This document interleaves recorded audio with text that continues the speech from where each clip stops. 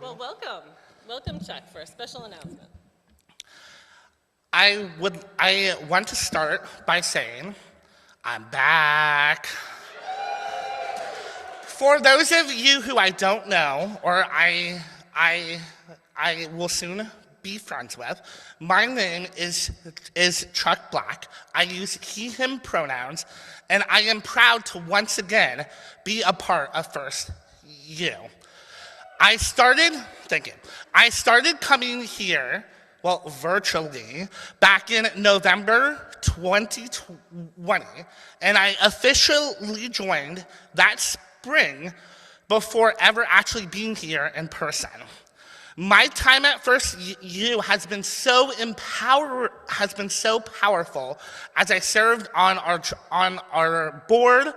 I led 2 summer services, and I have been a part of so many things. Life happened, and I moved from Philly down to our nation's capital at the start of 2025, where I joined All Souls.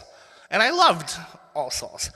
My life happened again, and I moved back to Philly about 2 months ago, and I was instantly welcomed back here.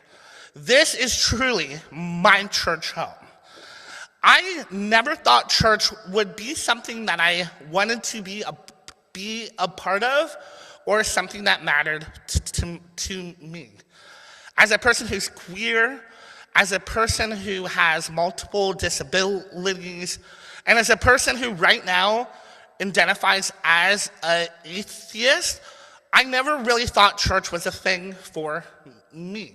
However, First U proved that that's not true, and this is where I'm supposed to be. I pledge to our church because I know how important every single pledge is. We have to have our pledges so we can pay staff a fair and living wage. We can maintain this beautiful building. We can run and do many different programs, and we can give people a shot. Whatever you can pledge, please know every dollar matters. I also want to add, I know how 2025 may have been a lot more challenging for a lot of people, especially with the recent government shutdown and all of that. I can't stress enough that your pledge should be something that means something to you. And please know the board and staff find every pledge special. These pledges help keep this building and this place that we all love moving forward. As the campaign's slogan says, we got us. Well, First U has always been there for me, and I know that I can do my part to always be there for First U. So thank you. Now go pledge.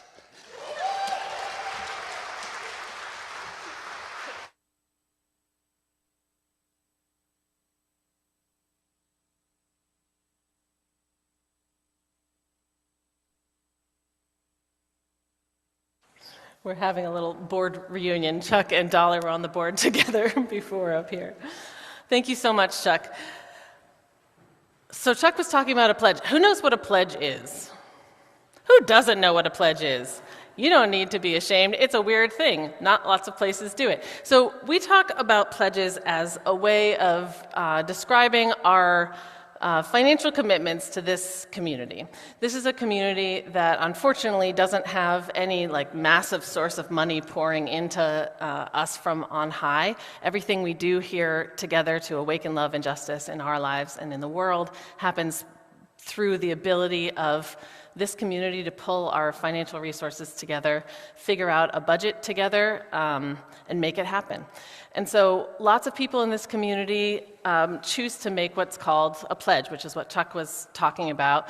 It helps the leadership of the community know essentially what kind of financial resources we think we'll have to work with in the coming year. So it's kind of like an annual thing. You think about what you think you'll be able to contribute financially between January and December of 2026, and you let us know.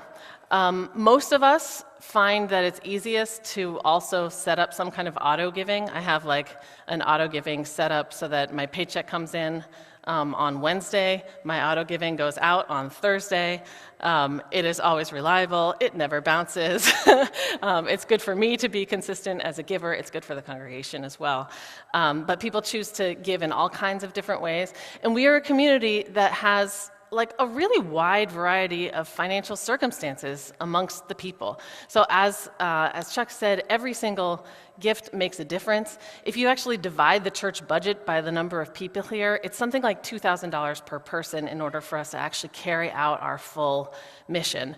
When we consider our giving, we invite people to give generously within their means. So $2,000 for many people in this community is above what is in their means, but you can give generously, whether that's $100 or $100 a month or $50 or $5. Generous means something different to each one of us.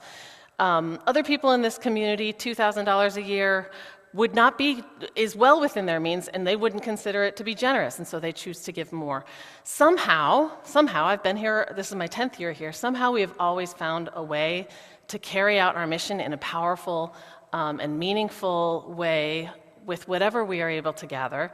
But this is a time when a lot of costs are rising, I know for all of us.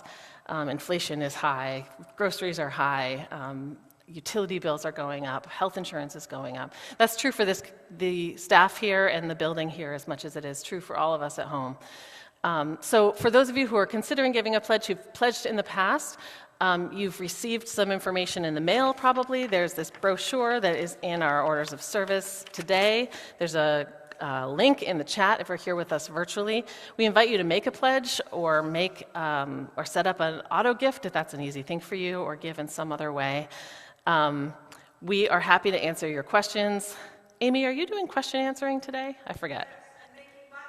Okay, Amy Hillier, who is one of your key leaders in this effort, will be making buttons. So if you want to make a cool little button that says "We Got Us" on it, you're welcome to do that with Amy. And also, Amy can answer any of your questions about how it all works. We're trying to have this conversation with one another a handful of times until, I think, early December, invite people to give, so that we don't have to keep having this conversation with you over and over again. So if you consider this your spiritual home, I invite you to let us know what you think will be generous within your means in the coming year. It matters a great deal to us, and we are very grateful for all of your giving.